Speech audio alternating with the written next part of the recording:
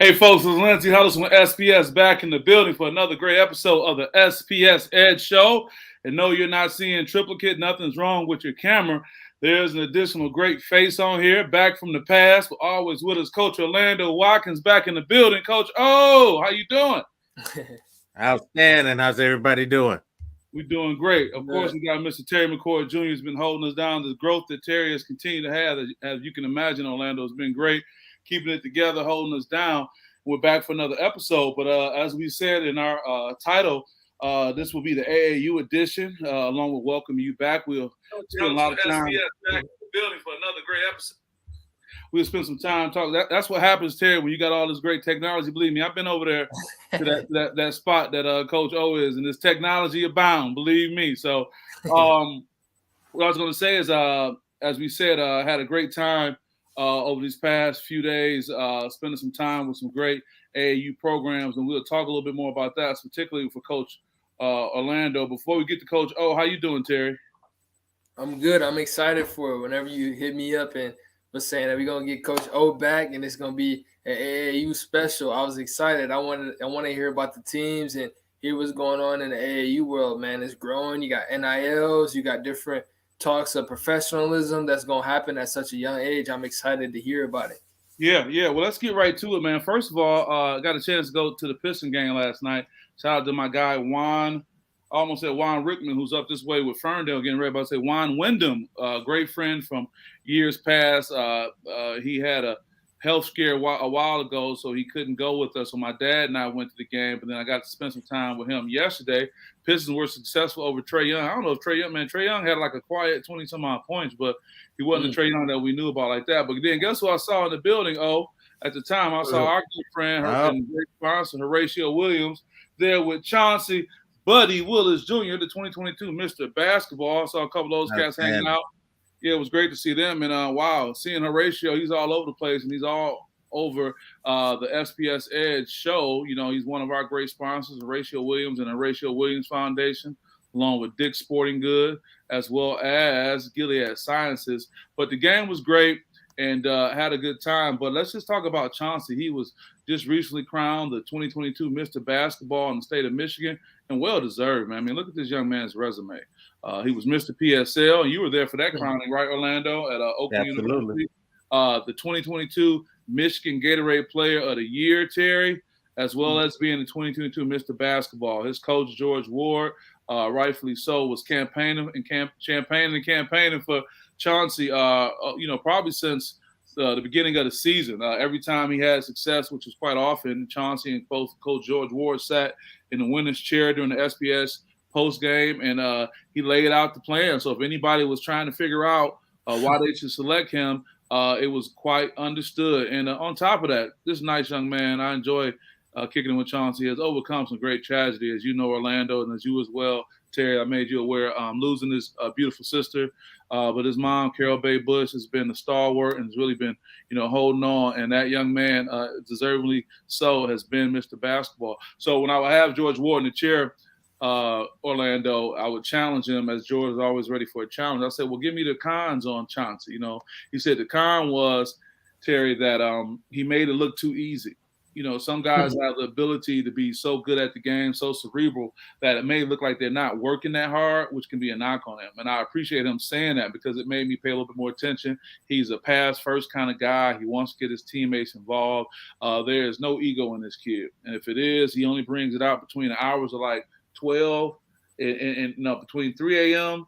and 3:30 a.m. is when his ego comes out. And if it's so, it's only in a whisper. But with that being said, let's just go to Coach O. Chaunceys, the family, you're familiar with what's going on. But just talk about Chaunceys winning this Mr. Basketball and what that means, and you just kind of being back on the scene with us. And we'll get that, and we get to Terry as well. But what's up, Coach O? Welcome back. Hey, thank you, guys. Thank you. No, to Chaunceys game, I mean, it's a shot in the arm to Detroit Public School athletics. It's long overdue because I'm not quite sure if you talked about it, but DPS athletics has been kind of borderline right now in everybody's eyes, and this just gave it a shot like never before.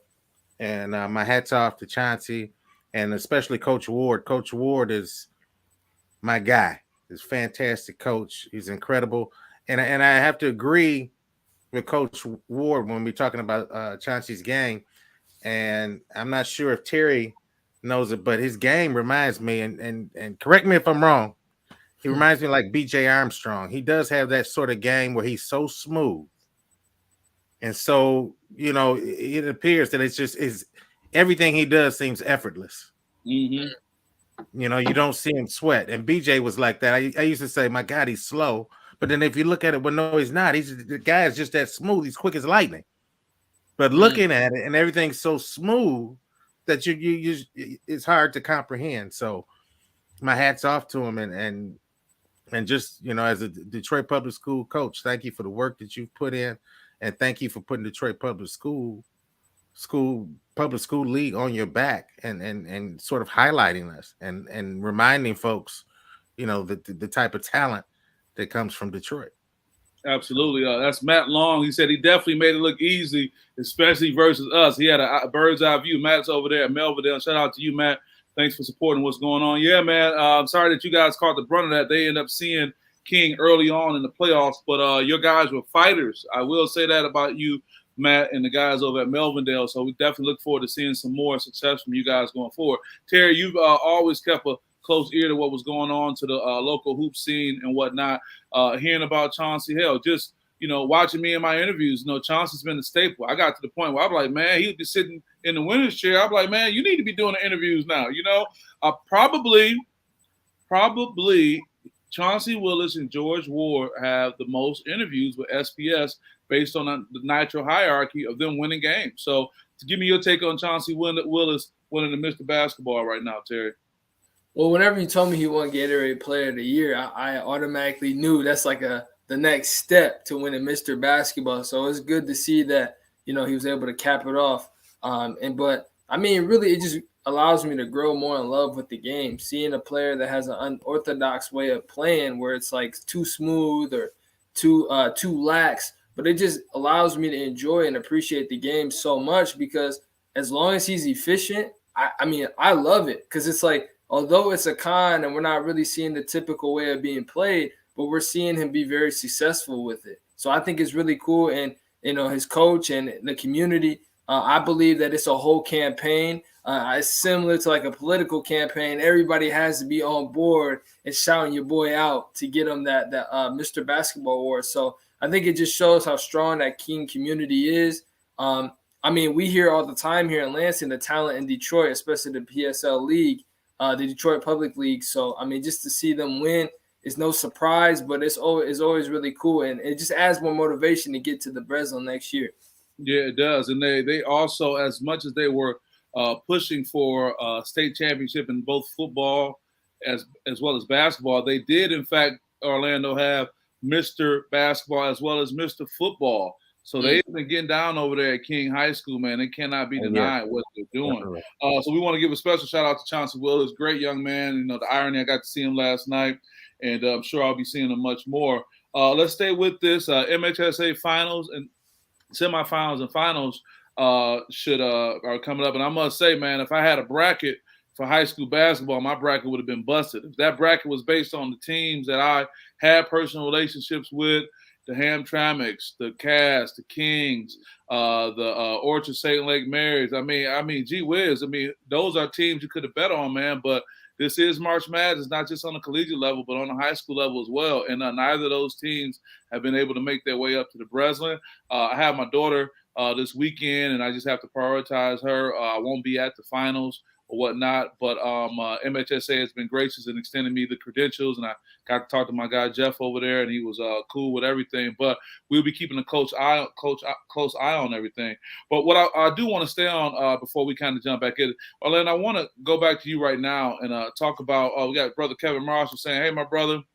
And friends, hey brother, how you doing? And we do have some great comments from both Hoops Hype and Letitia that we're going to get to momentarily as we go on. But I just want to say, Orlando, we're back, in this AAU world, man, and just give me your thoughts overall and give us. I know you got an upcoming presentation you're going to be doing down in Detroit. You can tell us a little bit about that, but just talk about the state of AAU right now as we pretty much have wrapped up the season with the exception of this Friday and Saturday of basketball, and then it's off to AAU and travel ball. That's right. We're getting close to that time, and the tryouts, the team tryouts and everything are happening right now. And then this is my time of year as chairperson of Boys AAU for the state of Michigan. Hold on, say it one more time so they know. Say it one more time so they know.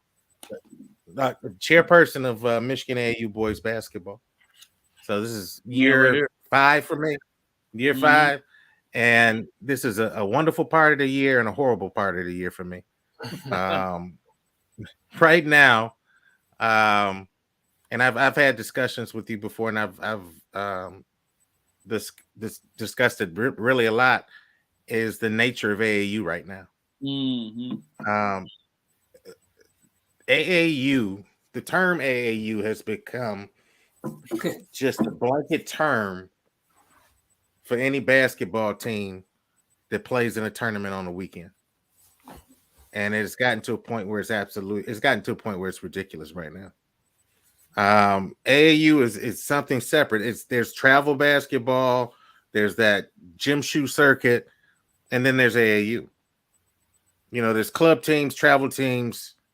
There is a separation, but AAU has become the blanket term for all of it.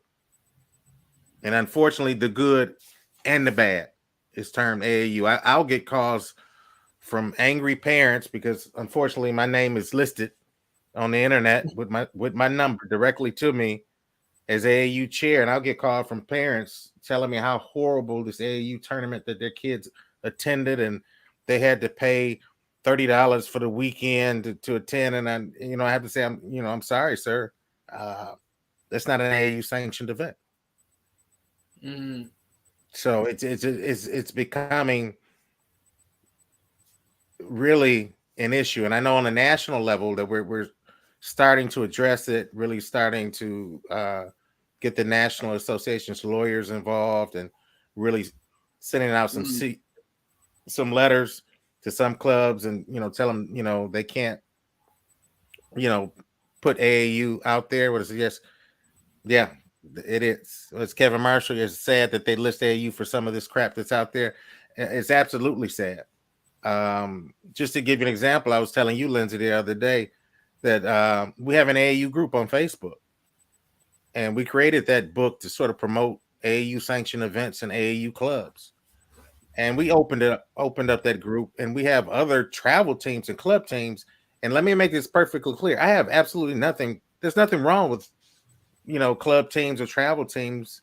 I want to extend, the love and say, hey, become a part of AAU.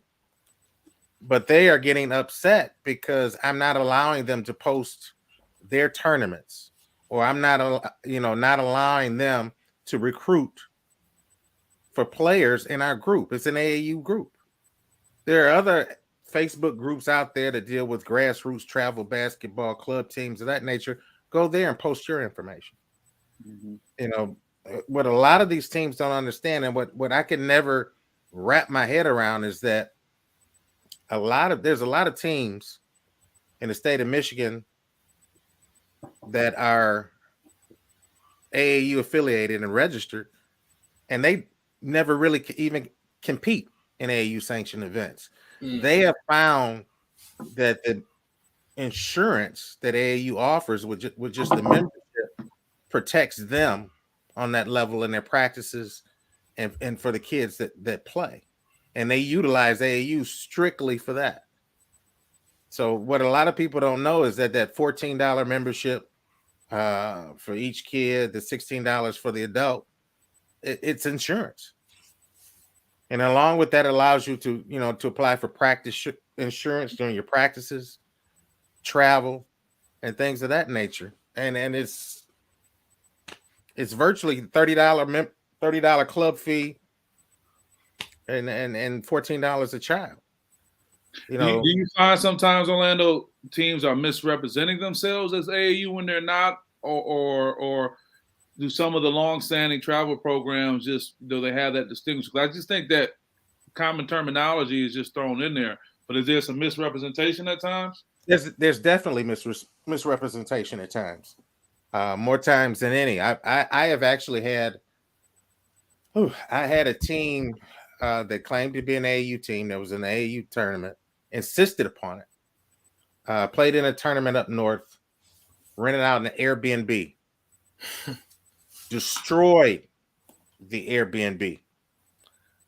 I was being contacted by that city's police department and the owner of the Airbnb trying to track down this AAU team. And you had to tell them what? I had to tell them that the coach has never been registered as an AAU member. The club has never been registered as an AAU team. I just implore parents out there, because there's definitely a need, but to do your research and do your homework to the teams that your kids are participating in and the people that you have your kids around. I know our membership, our coaches membership, there's a complete background check, and it's also mandatory that you take a online course from the Positive Coaches Alliance. You know, I'm gonna be very truthful. A lot of these guys avoid the AAU route because they have felonies, and they can't pass the background check to be registered in AAU. But I just, like I said, I have nothing against travel. I have nothing against the club teams and anything of that nature. But I do implore that, parents, do your homework. A lot of these teams are for profit, and that's what it's all about. Period. I get it. So, Brandon people say, where can you find a list of AAU events? That's my guy. If you go to the national site, right? If you just go to the National AAU boys basketball website, there is a complete list of all sanctioned AAU events across the country. Kevin Marsh said, yeah, they need to be aware of what's going on. I get parents call me saying they're paying $700 for their sons to play, and they don't even go out of state. Shaking my head. Absolutely. So it's all about doing it's become a racket. It's all about doing your It is absolutely. I know Terry, my father started Team AAU in 1974, and not one child ever paid for anything from 1974 to the mid 2000s. Wow. So that's crazy. And you guys have some serious guys that went on to be successful on every level. Terry, you're hearing all this. Just what's your take, from your perspective on AAU and, going forward, and what has your experience been with it? No, I think a lot of times, I think AAU and just basketball period at a younger level, whether it's 5th through 6th grade, high school AAU, it's definitely got a bad rep. And I think a lot of that is because you have quote unquote teams calling themselves AAU teams. And I think they say they're traveling and they're saying they're doing this. And it just comes where different interests get involved, where people are making money from it, they're profiting from it, and they're not verified. Parents that get taken advantage of. And it's just something that is very disappointing, because these kids want to get better. Parents want their kids to be better. And I hate to say it, but it's like we're a single mom who's trying to help her son get better at basketball. And the local coach is like, oh, come pay $300 to play on the team. And they only go as far as like Flint. That's not cool. And I think it's very important that, we are able to get this stuff straight. And I think, going and getting the lawyers and cracking down on that is the perfect way to do it, because people only, I hate to say it, but people only respond to force. And as we start to crack down on it, especially in where there's money involved, people are going to learn, man, the difference between the tournaments. And I think it's going to rebrand AAU. And I think it's going to be really cool to see it come up and people start to get excited for it, because now you got guys like Izzo, not a big fan of AAU. And I think that messes with people. He damn near cussed me out about that about a year ago. But anyway, but you know what? Back in the day, when we go down to Florida for the national championship, he'd be front and center. No, ain't no back in the day. Like Liz. Yeah, he was pissed. Yeah. He was really pissed because I asked him about that after they first lost to Michigan. And my phone was blowing up, and people were like, dude, what's wrong with your question? He did preface it by telling me he loved me. He said, Lindsay, I love you. But don't ever ask me about AAU. But I'm like, damn, Tom, you know. It was still a trigger for him. But I should have asked him about AAU after they beat Duke during the COVID season. He would have told me all about it then. It's one of them things where Izzo, again, in public, he's not going to embrace AAU because of the rep. If it was how it was back then, he'd be like, I love AAU. It's a chance to play. He'd be happy at AAU. You know? Yeah, but this is the thing. It isn't AAU. It's the gym shoe circuit. Right. That Izzo does not like. Yeah. AAU, the membership is waning for AAU. We got the EYBL, the Adidas Gauntlet. Those are the teams that are high profile right now. Right now, AAU has gotten back to its roots. When AAU started, it was strictly developmental, and then it became elite. And then the gym shoe company saw it and said, "Oh well, let's take that portion of AAU where it's developed, and we'll run our own circuit." Now AAU is going back to that developmental stage. There is an absolute need for club teams, AAU teams that are taking on kids for developmental purposes.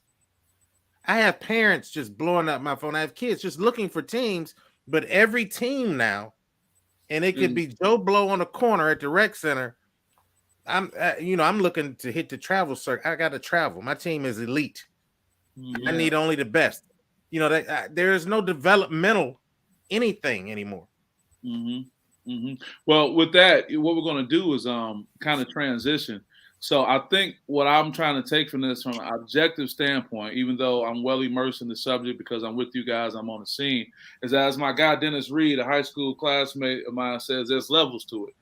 And what you're talking about, Orlando, is particularly the development part. But on the other end of that spectrum is the elite part. And that's a part of it because some of our kids from Detroit and some of the Team Michigan kids that your dad so graciously got started decades ago have qualified to be on that level. So after I give another shout out to our sponsors, my guy Horatio, I call him Horatio Blink in the picture Williams.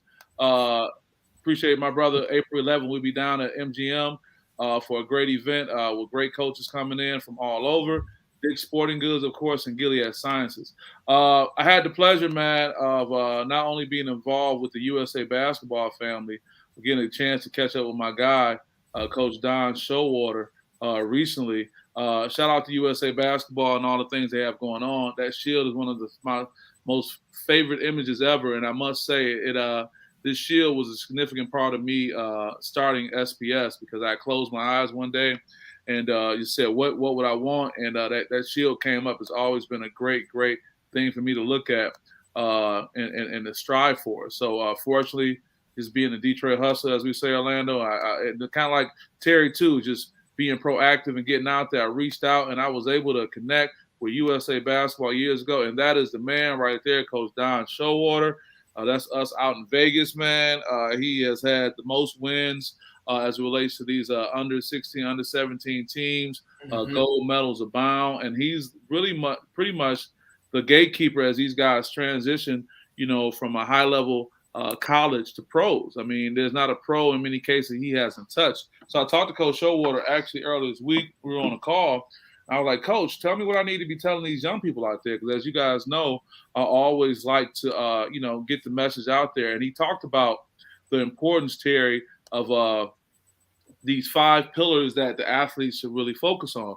He says skill development is always there, but he emphasized competition, winning, playing smart, and being versatile. Now, when you think about all those, he didn't say, man, I need somebody who can drop 40 every night. He didn't say I need somebody who can jump out the gym. He didn't say I need somebody, who can talk trash, whatever or not. He just talked about that. And he also named current NBA players, current first-round players who possess these. It was Jalen Suggs. It was Jalen Green. It was my guy Mobley, Evan Mobley as well. It was numerous players. Scotty Barnes said these guys had it. But he said what's out there also is a lot of these guys end up, Orlando focused on get on these EYBL circuits, these elite circuits, but they don't possess those things that he's talking about. And what happens is when they get to that point, they end up being a problem of them getting exposed. So what I've been doing as of late in my interviews after that phone call, especially with some top rated players, I pose those questions to them, as a way to educate them about what's expected. And I think it's important for them to hear it. We just got a comment earlier in the show, and I want to thank who said that.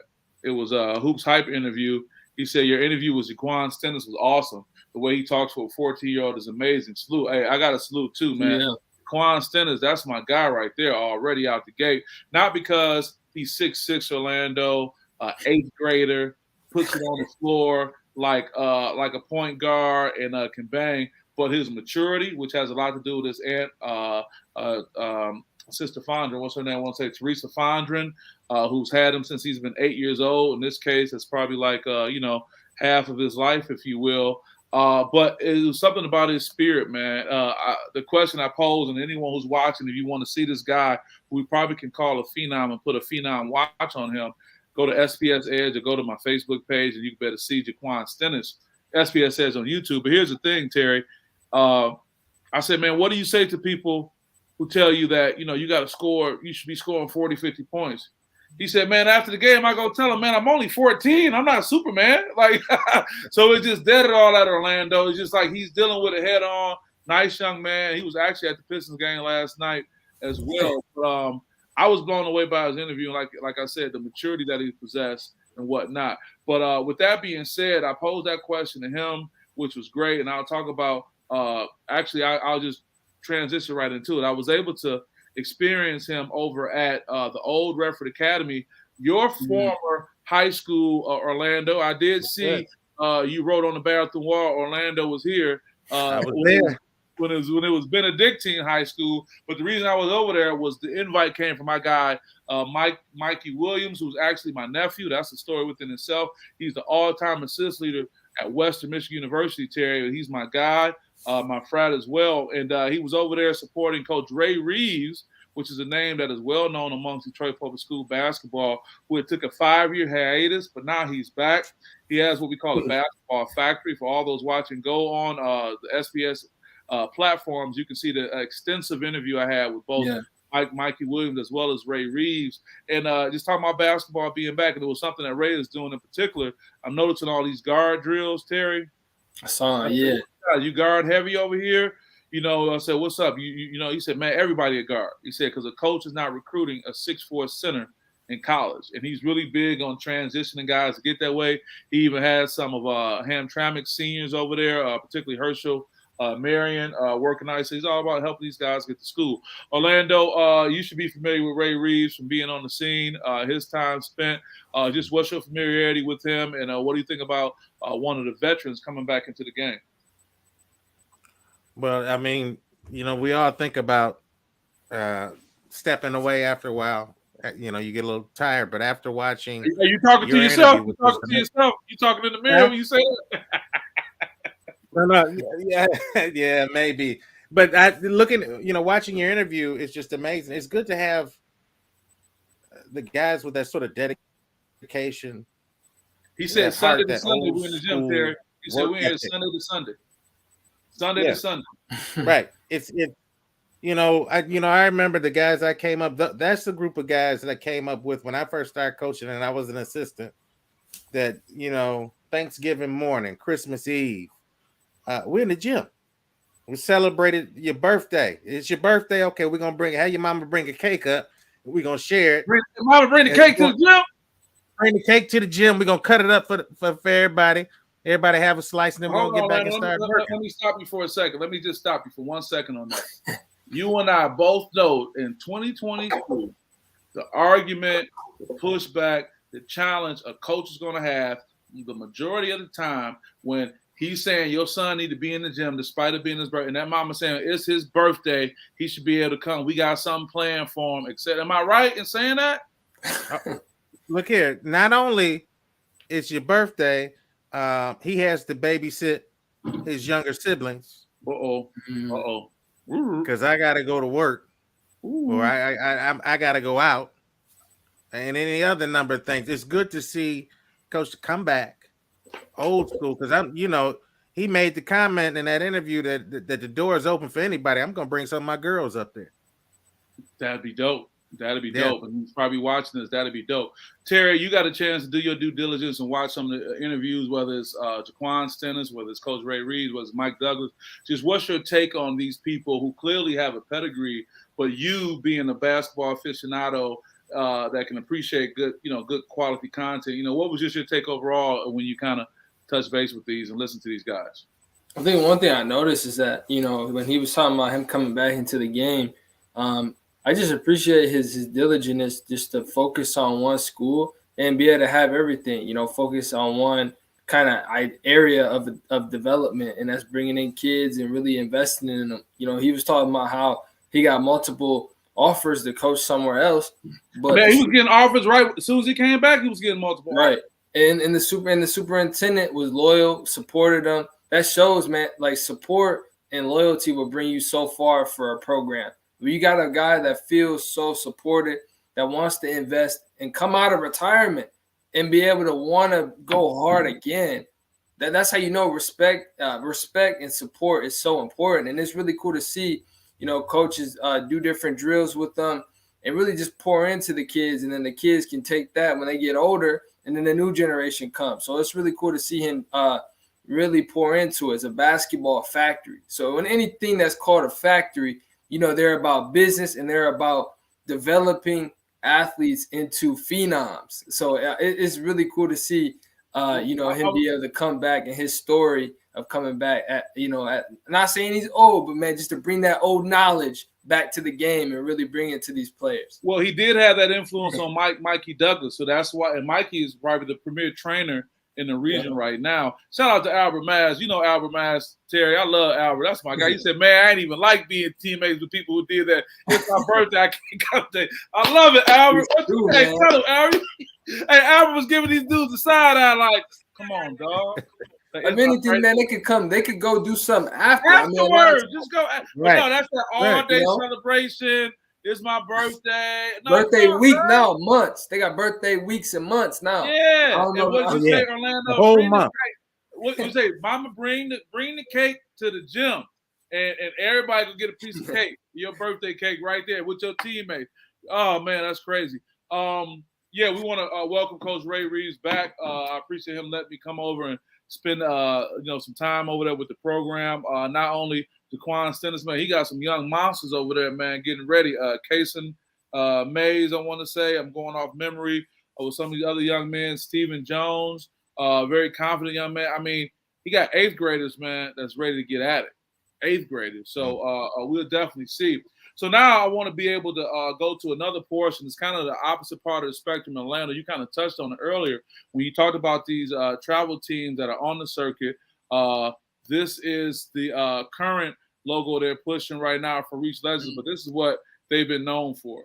This is the R.E.A.C.H that I grew up on, knowing about religion, education, and athletics, building character and hope. R.E.A.C H youth programs started by both Verge and Marcus Webster. Marcus is a great guy. I remember Verge when as a basketball player at Henry Ford High School, and my basketball teammate Larry Moore, shout out to Larry, selling them vehicles over there at Royal Oak Ford, getting it in.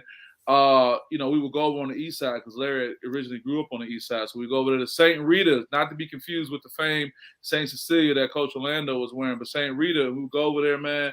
I just remember these guys, man, they were so comical and so locked in, and I had somebody tell me a story one day.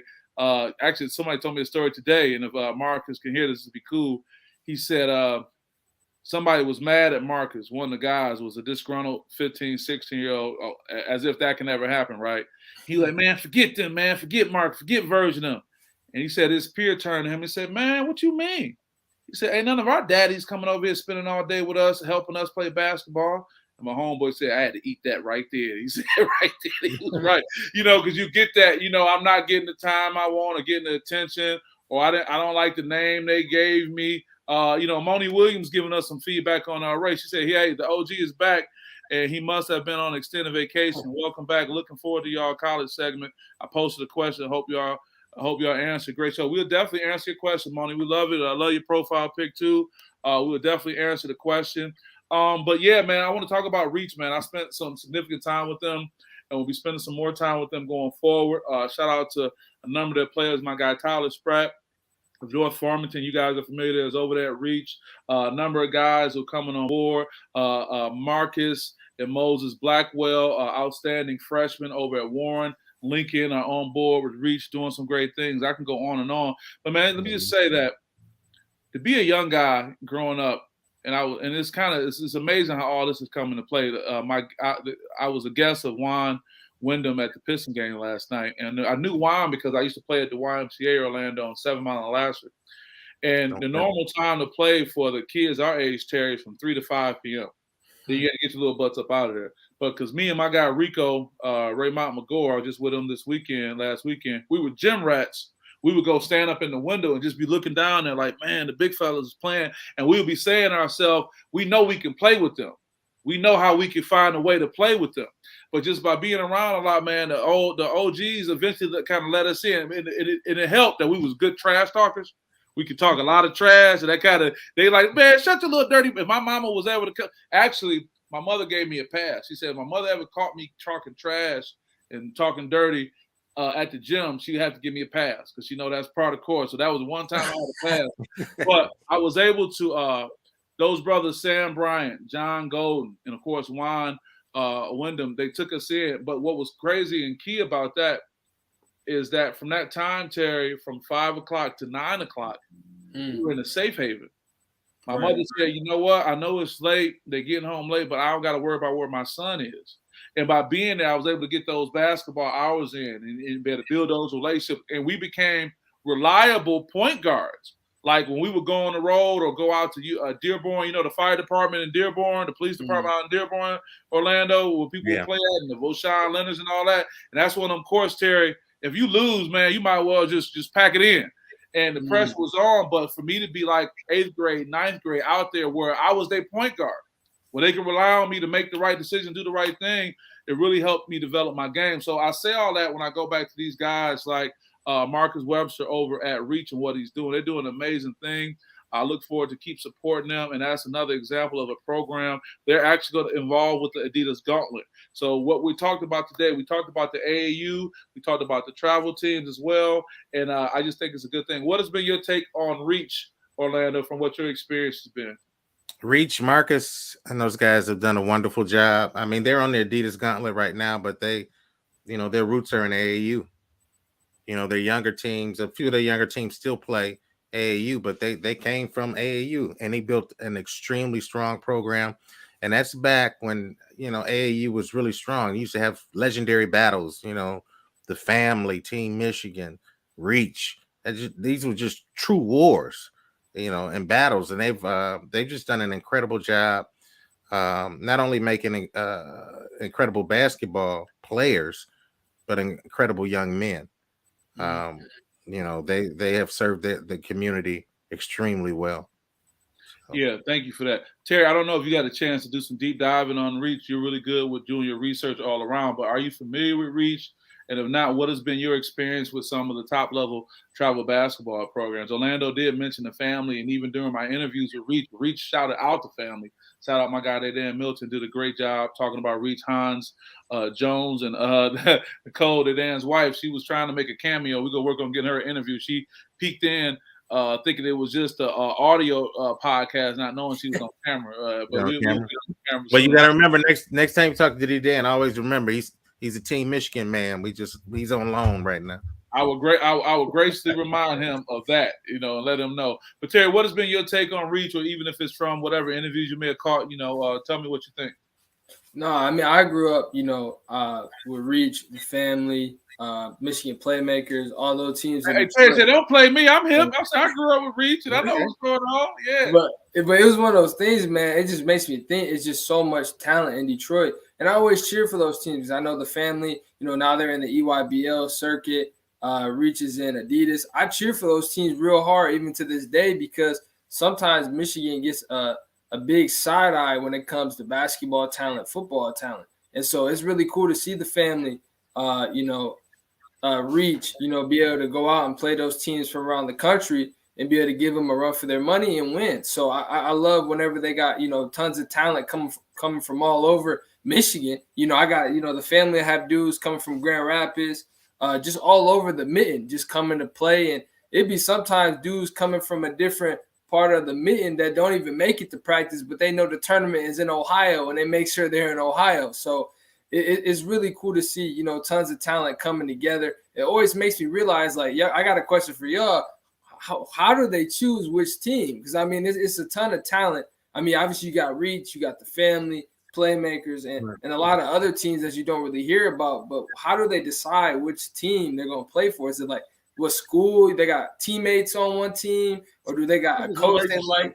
You know, Orlando, what would you say? Like, well, my whole thing is, Terry, imagine there was a day when there was only one AAU team in the state of Michigan. Now imagine the talent that pulled together.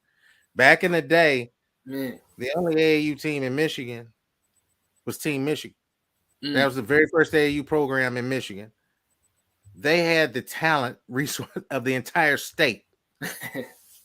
You could pick and choose. And as it expanded, then you got your major clubs. You had maybe the Kalamazoo Blues, then you had the family, then R.E.A.C H, and those major programs. Now we were at 4 or 5. You're talking about a decision, just a decision, you know, to play between the family and those. You got to understand, there's 150 teams out there. I know. That's the question. Yeah. There's more than 150 teams out there, and we're actually diluting the talent that Michigan could put out there. I remember having a discussion with Derek Coleman. Derek was trying to, definitely shout out to DC. He was trying to put together a Team Michigan, a junior NBA team. Ooh. And he was calling around, hey, let's, for once, like the old days, let's get all of our talent up under one umbrella and compete and represent Michigan. What's the challenge with doing something like that? No one would cooperate. Everybody was. We got our own thing. Yeah, I get it. You know, as we get ready to go to the next segment, there have been numerous comments made regarding the tournament, Coach Izzo, and we're going to get them all. So I just want everyone to know, if you made a comment, as always, we're going to get them all. But I do want to go back to a comment our brother Kevin Marshall said about something earlier, talking about that birthday cake in the gym. What did Kevin say? Kevin said, give me 1 second. Let me find it. Kevin said, where you go? I thought that was pretty cool. I missed it. He said, yeah, man, I spent many a time. Here you go. He said, man, I missed about 10 anniversary with the missus coach at AAU, but I had them days. So that commitment was on a high level. So I can only imagine, like Albert Mass said, man, you know, you hate them people talk about Albert. I can picture Albert in the gym looking at somebody like, what you mean? It's your birthday. You know what I'm saying? So with that, man, again, let's keep that moving. I think we got some great things to look forward to. I look forward to spending some time with R.E.A.C H. And, you know, I want to be able to spend some time with a lot of these programs to help them with their exposure and what's going on. You know, so let's see what we got here as we get ready to talk about the NCAA men and women's tournament. I want to say, Letitia, put this out here. And what I'm going to do before we start answering questions, I want to read a lot of these, if that's okay, guys. Let me just read them, because some of them may be similar. Some of them may be at a tie-in, because we don't have the time to go through each one and dig deep on each one. But if we look at all of them, we can come back around and do that. Is that fair, guys? Is that okay? Says thoughts on Duke and Michigan State game. Duke turned up the pressure in the last 5 minutes. The one coach who has owned Tom Izzo is Coach K. And a perfect example of why I do want to wait to answer that, because there were some more comments that can kind of coincide with this. Letitia says, hey, let me just say, I love the profile pictures, everybody. I'm just saying, I can say that. Thoughts on Michigan's run?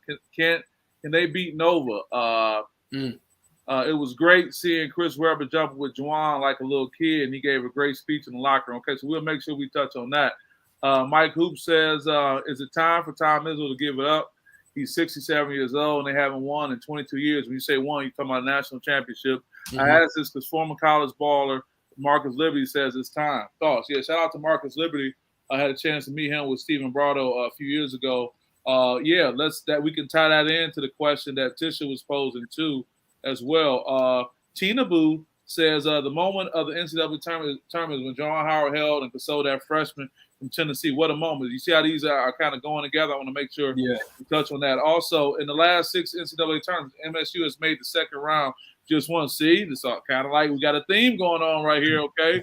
So once we get them all, we'll make sure we get back to it. Anthony Brown, shout out to Anthony Brown, says, who should win the Naismith Player of the Year? Oscar Tshiebwe, Johnny Davis, Ocho Agabiji. I think I'm totally messing that name up. Or Keegan Murray. Maji. Yeah, we'll let you sit on that for a second, Terry. We know how your brain calculates stuff. You probably already got the standings 1, 2, and 3 of who should win these. Anthony says Imani Bates should return to Memphis. That's a question. Should he return to Memphis? He would probably be the man, and him seeing how hard college is at 18 next season, he would be ready. Thoughts? That's a very good one. We're going to definitely make sure we get that. Going back, we got Hoops Baller Scoop saying, does Izzo overly adore Coach K? I ask this sometimes. A lot of fans say he loves and praises Coach K so much that he can't beat him. That's a good one, and we're going to definitely touch on that. But I think that there's just a great amount of respect because he's had so much difficulty, and I'll talk about that in a second. That's a great question. Tion Green says, what would a 6th title do for Coach K? Stop the people from crying that was crying when he lost at Cameron that time, I guess.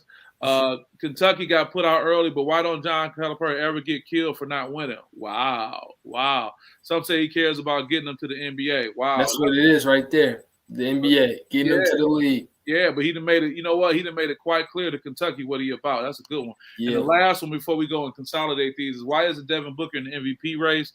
The best record, and Chris Paul been out here near 2 months. Yeah, you're right. That's a good point. Okay, so let's do this, man. We're going to talk about Michigan State, but before that, let's address Juwan Howard and Chris Webber. Juwan consoling the young man, Chris Webber. Well, for the record, it's been brought to my attention. I can't confirm it, but I'm pretty comfortable with stating that player that Juwan was consoling was a friend of his son's. So that wasn't just quote unquote random. That kid, he got a relationship with that guy. He knows his son. And as we were just talking to AAU, you know how that goes, man. I mean, pretty much you get to a level of expertise. When you at a certain level, everybody know everybody. Everybody got a relationship with everybody. And we've seen him coach up, you know, and like not to go against your point, but like I feel like he would do that to anybody. Juwan be out there coaching random people. I remember seeing, I don't know what game it was, but Juwan was coaching the other team how to do a proper closeout. I was like, dude, this dude just loves the game so much. Just to go with your point, he just loves everybody. He wants kids to succeed. Yeah, his passion for the game. And I think, you know, Juwan is going to continue probably for the rest of his career. I don't care what you say. Fight the narrative of what happened with the incident with the slap. And people were immediately saying, oh, now you're doing this. But it's all about whatever opinion you got of Juwan, you had that before he slapped that dude. You know what I'm saying? So no matter what he does, you're going to fit into that narrative. Then there was also some talk of why are these guys and why is Chris Webber even in the locker room and all. It's just like, you know, it's so hard for a brother these days. You know what I'm saying? And again, I'm not condoning Juwan Howard smacking the guy from Wisconsin. However, the reality is that it's just the challenges that African-American men face and the level of perfection that we have to attempt to achieve, which we all know is not even a real word because you can't be perfect, you know, compared to what so many other people can do and get away with. So it's almost like you got to just blow off the scrutiny that comes and just go from there. So I just thought that was interesting. What's your take on Orlando on the consoling of Juwan Howard consoling the young man and even Chris Webber being in the locker room as they ascended to the Sweet 16? You know what? I think it's just it's all love. I mean, Juwan is an emotional guy. And he just showed it. He showed how much he cares about the game of basketball and the kids that play it. And as far as Chris being there, I'm glad to see it. It's overdue. You know, those guys helped build that, you know, that program. So it's a wonderful thing to see. Yeah, understood. I missed my boy Albert's comment. Albert, you know, I'm always keep it real with you. He said, how I'm supposed to pass you the ball? You wasn't in the gym with us running. You right? Absolutely. He was out there eating cake on your birthday. Tina with the breaking news. John Moran's out for 2 weeks. Wow. Okay, well, there may be some rest up needed. Kevin Marshall says, true true man, father and a hell of a coach, Coach Juwan Howard. And we know Kevin loved him some Juwan Howard, but he also loved him some Michigan too. Kevin, I just got a message, man. I ain't seen you in a while. Maybe I'll try to get you a golf outing as well. Now I think it's fair, based on going through all those comments, if I haven't missed anything, with the exception of Anthony Brown, his Naismith's question, and talk about Imani. Let's talk about Michigan State and Michigan State, the early exit, if you will. People, rightfully so, being able to say, hey, what's the clock with Coach Izzo, and in his adoration for Duke. Now, I'll say it on this platform. I've always been, what did Kevin say? Yes, sir, go blue. I'll say I've always been a Duke fan. And I've been a Duke fan prior to me being so close to the Michigan State basketball family. And I'm a fan of their excellence, man. You know what I mean? I just decided to go with the team that's very successful. And I just always been big on that in Coach K. But after a while, of course, building this personal relationship with Coach Izzo, you get to see why. And I'll never forget, man, that when they went to Cameron during the COVID season, I say that because it was a bubble, game. And when they won, I remember, I think I asked the third question in the Zoom call for the press event afterwards, right, Terry? It was like, hey, coach, blah, blah, blah, blah, blah. And Izzo was sitting there drinking his water like this. He was just smiling, man, smiling. So I asked a question. He was like, yeah, Lens, yeah, we got it, yeah. Cool. And then later on, somebody asked him a question, and he shouted me out again. And what I took from that is, whenever he kind of goes heavy on me, it's always something that's involving the mental aspect of the game. Because there's no question that SPS is there in the building from a mental toughness, mental health standpoint. So when it was about 10 questions in, Orlando, and he's posing the question, I think it was a question. The question was something to the form of, Coach, does this game mean anything differently because it was a COVID game on the road? He was like, I don't care. Right, Lindsay? And I'm like, whoa. So I say this to say to that question about, does he adore, Coach K? I think he has a great amount of respect for him. Of course he does. I mean, somebody in your profession who's had that kind of success. But I also think the acknowledgement is that, Coach, it's been an uphill battle. That's like coming in and watching somebody who's been the one that always achieved the most in your said profession, in your group, Terry. And you're like, man, how do I got to compete with this guy. I respect him, right, but I got to compete with this guy, and I got to try to beat this guy. But, I think coaches came to one conclusion, and that goes to the question. I'll go to you, Orlando, and then bring Terry in. That question regarding how much time he got. You know what Coach Izzo's plan for success is? Outlast everybody. Now, as of next season, or technically until Coach, Lord knows he don't need Coach K to win another one. But when Coach K leaves, Tom Izzo is it. What is it, Lindsay? He's the longest standing, longest lasting, last of the Mohicans. He's the last old school guy. And if he goes into a cryo chamber or gets a shot in the arm or does whatever he does, drink his smoothie in the morning so he can give himself about 2 to 3 more seasons, he's going to do it. So these questions up here about, is when Coach Izzo leaving, he ain't leaving. He ain't leaving no time soon. Not unless it's in the pine box. Hey, with his hands gripping on whatever. Talk about this, Orlando. What you thinking? It's just the mutual respect. And I agree. I'm not gonna say right now, I would have never thought in 1,000 years as a girls basketball coach in the Detroit Public School League that I would be the elder statesman. I'm the old guy in the room now.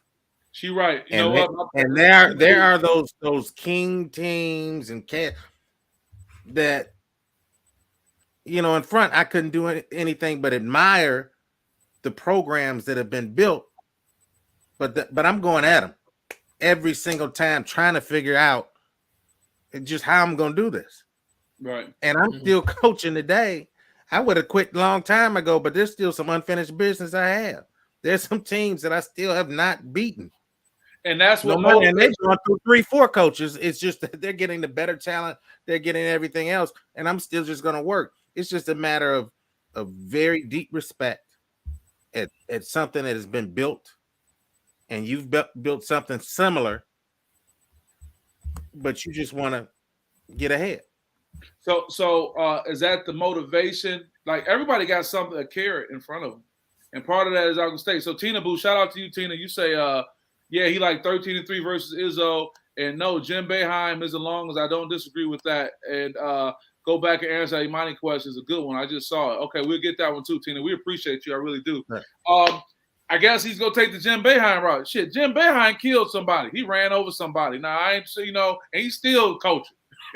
I mean, God bless the dead, but I'm just saying, he literally hit somebody and killed somebody, was cleared of it, whatever, and he's still sitting there coaching. So he's so locked in. I'm not saying Izzo can get away with the same thing, but I think the goal is like we're gonna ride this out.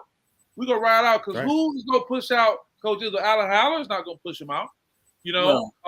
And who's to say that somebody can come in? And I've been on this Drew Valentine piece ever since my guy Brian Beverly made a comment about that the Drew Valentines or these other young youthful coaches can come in and do even more. So with that, let's go to Memphis and Kentucky. Let's talk about Imani Bates. Over under, is he staying or is he leaving? Is he returning to Memphis, Orlando? What do you think? It would be in his best interest to return to Memphis. I think it's the best thing for the young man. Hold on. But we know the track record. We know the track record. Let's say I hope that he's learned. The boy has to set roots down somewhere. Got to. And why not Memphis? It's proved that, you know what? I don't know what's going on internally because we all know that's just like what Mike Epps, comedian, said. Yeah, I had to knock Shaniqua all over into the cabin. She thinking she grown. But you don't know what's going on at home compared to what's outside. Whatever's going on at home with Memphis, we don't know. But, man, publicly speaking, Penny has really set him up to be successful because the team is successful and you're a part of the team. And Penny is there going for you. And ain't nobody trying to do that. Tina Boo said Elgin run that shit. Now, Tina, if you speaking on what you know, I won't argue. But if it's speculation, I just don't think that Penny is letting nobody run it. Because Penny can hit him with a Coach Calipari. I never forget Coach Calipari's line when he was getting off the jet, Terry, when he had on his Gucci loafers, his jeans, and his blazer with his shirt out when he was going to recruit a kid getting off the Kentucky jet. And his wife had made him a salad because he was going to have lunch gone, but he was going to be on for dinner. He tell the kids, I want you, but I don't need you. I think that applies to Memphis as well. Penny can tell, Elgin, hey, I want you, but I don't need you. So Tina, unless you got the inside scoop, that's one thing. But I would disagree that Elgin is running the ship as it relates to Memphis. I think Elgin has probably met his match because, one, real brother to real brother, you're going to have to back down because it's me over here. And the way Penny went in on the media, on the national, the regional and national media, we played that last week. Rod Wilson hadn't heard it before, right, Terry? And he heard it in his entirety. The way he went off on that, like, y'all got me effed up, et cetera, et cetera. You know what, man? I'm sorry, man. I'm sorry. Just because we can. You know that that's like, this is new Allen Iverson practice. Penny, have you ever lost faith that you can get this done? At Memphis? Yeah. In the first half like that, when it's unfolding, is it embarrassing? And I think the one thing I can say to this media, because this media gets kind of fucked up sometimes when it comes to me, we don't have our full roster. Y'all know we don't have our full roster. Stop asking me stupid fucking questions about if I feel like I can do something. If I had my roster like they did, then I feel like I can do whatever I want to do. I'm coaching really hard. My boys are playing really hard. I'm not embarrassed about nothing. We have 4 freshmen starting. Y'all need to act like it. Act like we got 17 to 18 and 19-year-olds out here trying to learn how to play against 22, 23, and 24-year-old guys. Come on, man. Stop disrespecting me, bro. Like, don't do that. I work too fucking hard. I work way too hard for that. Y'all write all these bullshit articles about me, and all I do is work. We got young kids on the floor. They got young kids on the floor. We'll go ahead with Jason. It's a quick turnaround. Going to Tulsa. What's the mood of the team like? Hey, you hear the last reporter? He asked a question. It's a quick turnaround. He's like, oh wow! He changed the subject. He had to bring somebody else to change the subject real quick. Hey man, we might have to play that interview every week on the SPS Edge Show just to let cats know. So to Tina's point, I'm like, if my man is going like that, did Tina make any comments? She said, Please don't play it again. I love it, Tina. Hey, Tina Boo, that's the one right there. Hey, because everybody don't get that. Hey, Terry McCord is in the building. He said Monty will be back this year. Was humbling for him. Yeah, man. I hope this can be like, listen, just come on back, man. But you just don't know, and I think it's fair for us to say we don't know because we've seen so many pivots. We've seen how many pivots have we seen? Now, one could argue that it's genius, Terry, because those pivots include Ipsy Prep, which is still there. You know, those pivots include, not going to Michigan State, but going to Memphis. You know, those pivots include so many different things, but we'll definitely see. So let's talk about the Kentucky part, about the accountability, and we kind of touched on it a little bit. Terry, is John Calipari held to a different standard? Is that because of his NBA talk? You know, why is it that with those early exits and, tearing up my bracket if I made one, because I remember the week prior to you and I were talking, and I know you got a little smug look on your face because Gonzaga is still balling and Kentucky is out, right? So I owe you a case of Mountain Dew or something like that. Nah. But why is Kentucky in a class of its own that there is no major national fallout when they take an early exit? Well, I think Calipari just has a different pedigree. I think, he's always going to bring in top talent. And I think with him, he's going to sell you tickets. He's going to send those players that come there to the NBA. All the players that have been to Kentucky are playing really well in the league. Talking about Devin Booker, Towns, John Wall when he was playing. De'Aaron Fox has just got a huge deal. Like, I can just keep going. I mean, it just shows that he puts players in the league and they stay there. And so I think, once you can, like, bring in a poster of all the players, kind of how MSU does when you go into the pavilion, you can see all the players' helmets of teams that have been drafted. Calipari can do that for his seasons at Kentucky. And so I think just for that being said, it just shows he's not going anywhere. He understands that he's more of a mentor mode. I would say back in his younger days, he'd want to win and he'd do whatever it takes to win, no matter if it's cheating or not. But I think now he's more a mentor, teach you how to play, let you fine and tune your game, and then get you ready for the next level, which is why I don't think people are really stressing on him as much, because they know this is Calipari's kind of like last stop, do what I can, get players into the league, kind of have my last footprint on the game of basketball by sending players to the next level. But real quick, Terry. Just real quick, Terry. I hear what you're saying, but how long do you think the administration of Kentucky, because that administration of Kentucky and that school, it's true, wants to win? How long are they going? Orlando, right. I was going to say the same thing, Terry. I agree with you on that part, but I wonder what, as they say, Big Blue Nation, where are they at with it? Because it's like, but here's the flip side. It kind of goes back to the Tom Izzo retirement piece. Who you gonna get? I was gonna say who's gonna bring in that talent? Who are you gonna get to replace? Because the talent does not come with the house. The talent is not a cat that's when you buy a house and there's a garage out back, there's a cat that come with it. I think the talent is gonna follow Calipari. Now, another conversation is what makes Calipari so unique in that he always attracts NBA talent. You know what I'm saying? That so is Calipari and Coach Coach Nick Saban one and the same, just two different sports. These guys have had the influence on a professional level for whatever reason work out, but realize they can bridge the gap by being that guy on a college level that can get you to the pros, and wherever you go, you're going to draw that. Is that probably their similar formula, just in different sports, guys? What do you think? Man, I just think his coaching style is definitely attracted to younger players today. Younger elite level players who are, as Don Showalter would say, getting ready to make their way to the next level. Right. And just with his coaching style, he allows you to make mistakes. He allows you to play your game. Even if it's detrimental to their season, he allows you to play. And I think, his emphasis is on teaching moments where, they'll have a bad game and he'll let you ride out the bad game and he'll talk about it for next game. So, I mean, as far as addressing Big Blue Nation, it's more of a sense of, I see Calipari right now as kind of like an Izzo. I don't know if Calipari is going to leave unless he leaves on his own terms. And go where? And then to your point, Terry, I want to ask this little scrutiny on that question just to make you bring out more of it. is he allowing players to play like that because these are top-level elite players? Would that style of coaching work for non-elite level players?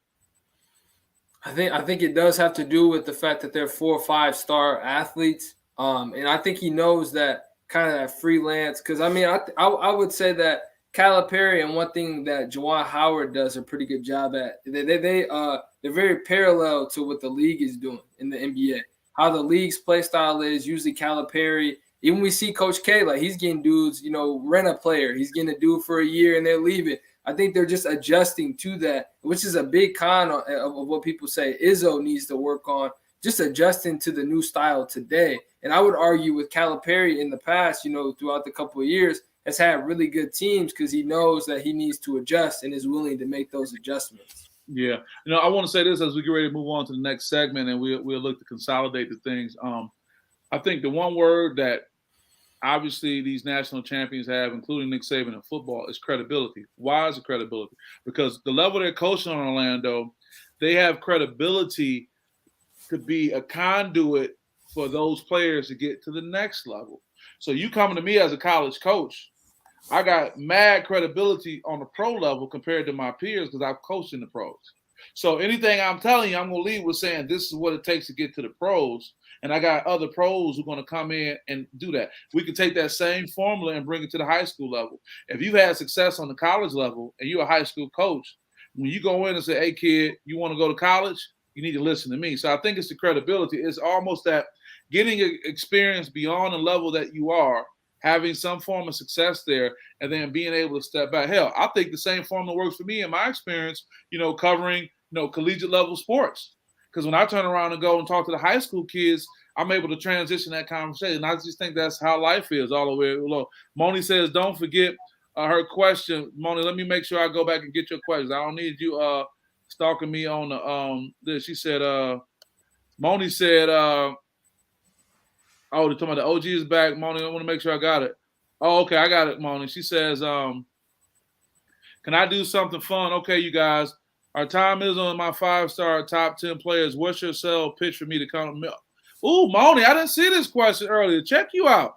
She said, I'm Tom Izzo, and I'm a 5-star top player. What's your sell pitch for me? I got one to come to Michigan State over Michigan or Duke. Save this for the college. Okay, I'm going to hold on to mine.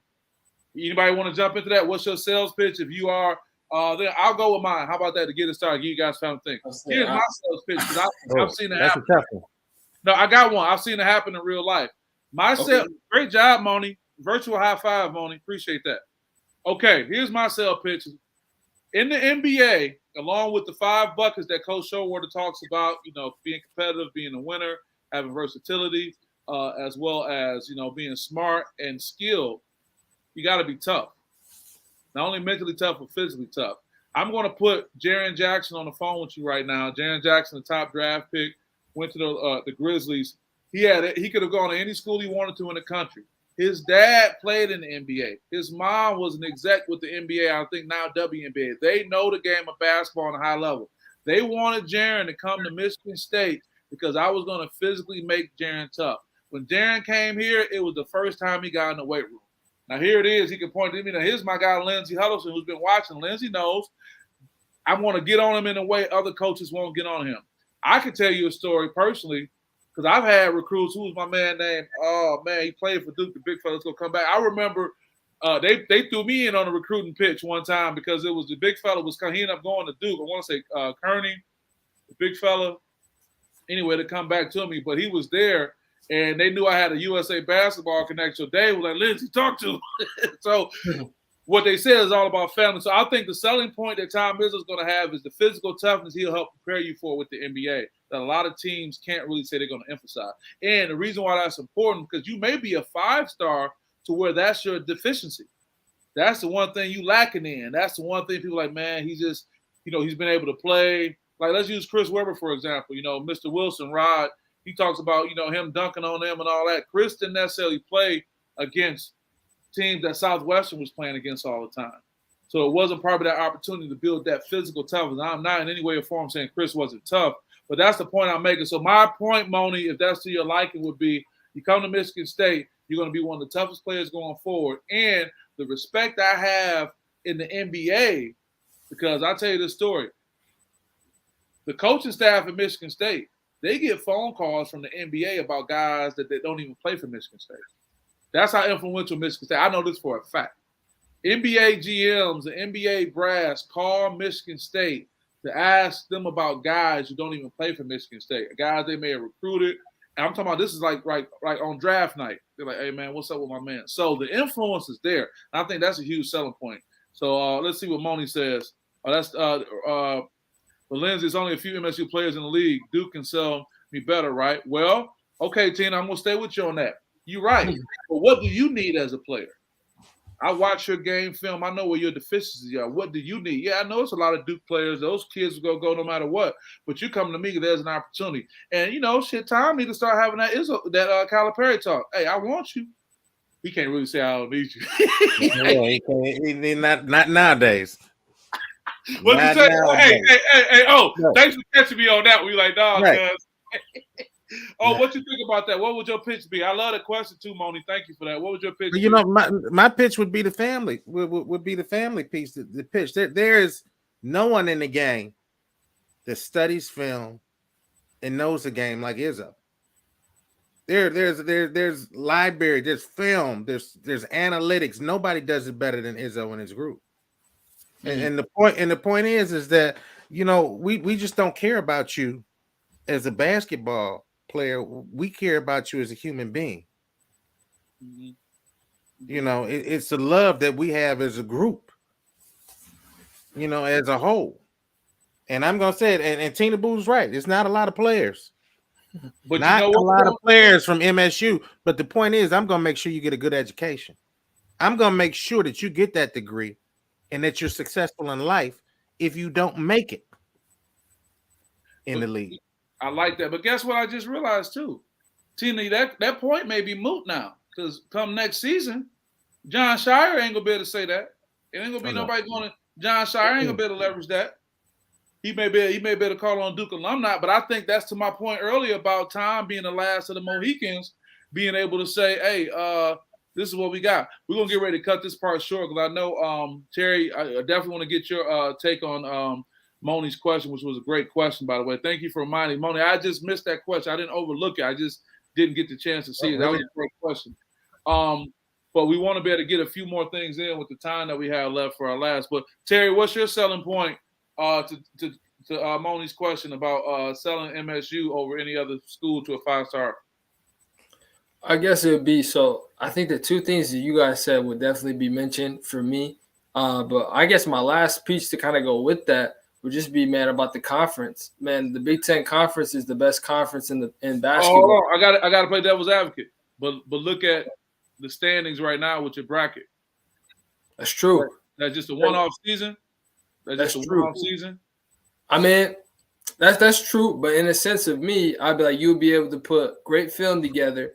Scouts will be able to get very good, authentic film of what kind of player you are playing in the Big Ten. They understand the difficulties of traveling, difficulties of teams, the difficulties of schedule. For you to play well in a Big Ten conference schedule, night in, night out or not, I believe that will set you apart from most because of the level of competition that's in the Big Ten. That would be my part, because I didn't want to say the same thing you said, but I'd be like, that extra kick, the extra cherry on the top. I think the Big Ten too has a lot to say of how one could persuade one to come to Michigan State. Tina Boo, I appreciate what you said, fellas. Then why don't 5-star players turn down MSU? Very good point. What you bring that my whole thing is, does MSU necessarily want the 5-star player? Good point. Tina Boo, I'm looking for players that fit my system specifically. They don't have to be 5 stars. And Moni out here savage. She said Big Ten team fell like flies. Dang, Moni. Hey, but at the same time, though, I mean, I agree, and I'm not saying that did not happen. But at the same time, I would prefer, as an NBA scout, I want to see the different ups and downs during a season. Yeah. You don't see many ups and downs playing in the Pac-12. You just see highlights. Yeah. In the Big Ten, we get all shades. We get any given night, man. You gonna have Rutgers. You gonna have Nebraska might give you the business one night. Let's do this. I want to shout out Tina Boo. Shout out your profile pic too. Got these beautiful young ladies coming and adding to the conversation and keeping it going. This is some good stuff. Moni as well. In the interest of time, gentlemen, I'm looking at what we have left. We could do a quick overall. I mean, technically, have we talked about the tourney enough? I mean, I guess we could talk about going into the Sweet 16 and what it does. Quick NBA update. Technically, does Ja Morant being out 2 weeks include that? And also MSU football. Let me just say this really quick. The conversation is culture. I had a chance to go over there today, and I spent a lot of time with the new coach, Marco Coleman's coming in, defensive line coach, as well as, defensive ends coach, as well as, defensive line, Jay Johnson. And the question I kept posing was about culture. I asked Jay Johnson, is the culture on autopilot? He said, no, not quite. You still have to do a few little things. And also Amir Speed. Yes, that's a brother that played football. Last name is Speed. He came over and he was part of that Georgia National Championship. And he's over here now, bringing in, he says, he talks about fitting in the culture. It's about being yourself. So I thought those were some very interesting things that was talked about. And also Trey Motley as well, went to West Bloomfield, receiver, redshirt junior.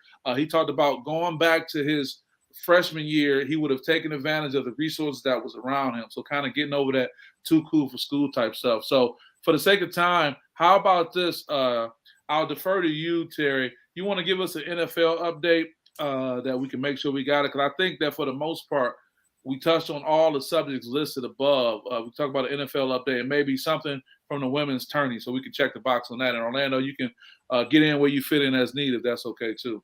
Well, yeah, a quick NFL update, man. We're seeing two of the top quarterbacks lose their number one receivers. Devontae Adams going to the Raiders, Tyreek Hill being traded for a ton of draft picks to the Dolphins. So a ton of draft picks. A ton of draft picks. I mean, just like bunches of them. I mean, it's but it's one of those things, man, where we're seeing things being, quarterbacks are definitely being prioritized. As you see in Green Bay, in Cleveland, we got Deshaun Watson coming in. How you feel about that? Them your Browns, man. Tell me how you feel about that. I mean, I'm just happy it's not Baker Mayfield. I love Deshaun. Everybody tired of Baker?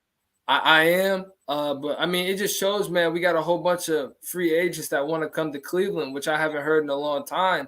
But that changes when you have a franchise quarterback. Well, let me ask you that. Can you say, and you can say no real quick if you need to.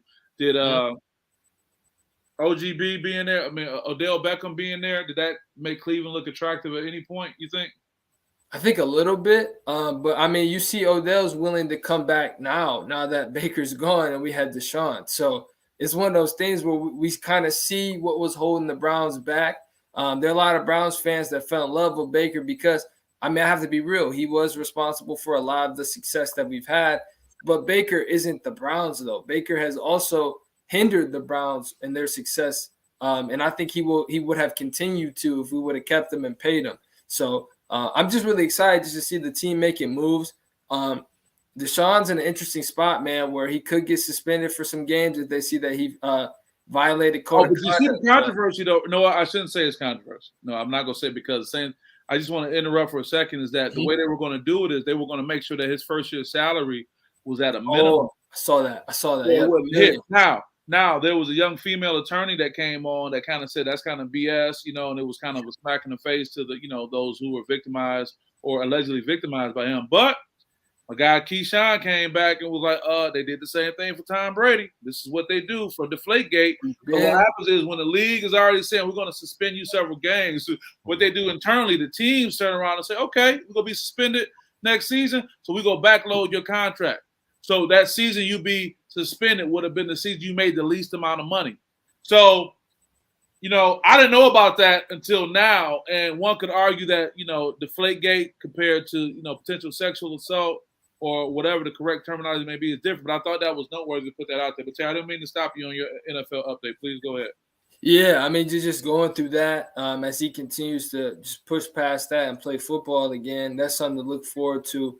Just a lot of pressure on the Dolphins, man. And Tua, I think Tua has a big season that he needs to have. I think he needs to, just put all the cards on the table and just kind of do what you need to do to have that season. The Dolphins are believing in you.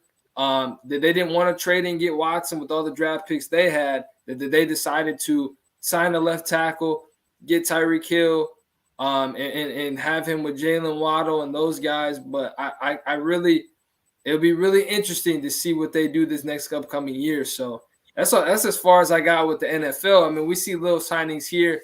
Valdez-Scantling goes to the Chiefs. The Chiefs are trying to find more receivers to replace Hill. But, I mean, Tyreek Hill is just a player, man. You can try and replace him, but you're always going to feel his presence gone. So it's one of those things. He's just a one-of-a-kind player, and it's going to be kind of hard seeing the Chiefs kind of put someone else in that spot. I get it. Orlando, anything you want to add to the NFL updates, the Tourney updates, or anything like that? How can I follow Terry? I know. Terry knows I said, hey, that's like the reporter after Coach Penny went off. He's like, you got Tulsa next week. Great job, Terry. Always. My bad, Orlando. Hey, that's the only penalty for you being gone. You had to come back behind Terry, man. That was it. There it is. Hey, so with that being said, man, this has been great. I want to thank those who have contributed to today's discussion. I think it was a very healthy discussion. I want to welcome our great, family member back, Orlando. It's not that we haven't been in touch and talking, but he's been out here doing a great thing, coaching these young ladies, particularly the young ladies. I want to thank the young ladies, particularly Moni and Tony as well, who made those great comments going, Tina Boo, that is, particularly as women. I want to acknowledge you and say, hey, your sports knowledge is just as on as everybody else. I think Tina had one more thing that I missed too. She said, Tom Izzo say he wants the best, but they say no. But fellas, I got to go cook. Oh, she left to go cook. Yeah, go ahead, go cook up. We want to know what you're cooking next time. But I just want to say I try to make sure that there is enough representation from the female gender. And I just think the ladies really kind of knocked it out the park with the questions they were asking and how they kept this conversation going. Yeah, outstanding questions, made us think. So with that being said, we're going to wrap up. One more thing. Oh, please. One more thing. Can I give a quick shout out? Man, you better go ahead. It's going to be real quick. This Saturday. That's right. We're talking about youth basketball. The Motor City Thunder is sponsoring their inaugural Game On Youth Basketball Summit, and it's going to be at the Pistons Performance Center at 690 Amsterdam in Detroit from 12 noon to 3 p.m. The admission is free. There are going to be college coaches and ex-pro ball players will be present. It's just going to be a forum about youth basketball. I'll be on the panel. That's right. I don't know who I'm on the panel with, but it ought to be a good time at the Pistons Performance Center. No, we thank you for that. Then when you come back next week, you make sure you give us an update on that, Orlando. Yeah. Absolutely. Thank you for all you continue to do. Terry McCord Jr., thank you for being you. And with that, this is Lindsey Hudson with SPS. We'll see you guys next time.